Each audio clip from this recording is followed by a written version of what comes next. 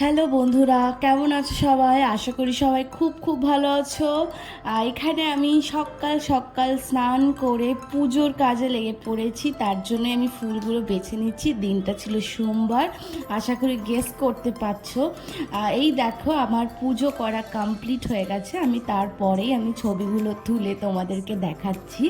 আর জানো তো, সত্যি কথা, পুজো করার পরে আর আগে মনটা এত ভালো থাকে, কি বলবো। মানে সত্যিই হয়তো মনে হয় যে কোনো একটা পজিটিভ এনার্জির কিছু মানে পুজো করলাম বা কিছু, এত ভালো লাগে। আর এই যে সন্ধেবেলায় আমি মায়ের জন্য কয়েকটা শ্রীহরি থেকে চুড়ি কিনতে চলে গেছিলাম।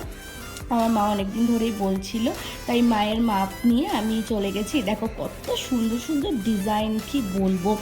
আর আমি ফাইনালি কোনটা নিলাম সেটা আমি তোমাদেরকে দেখাচ্ছি।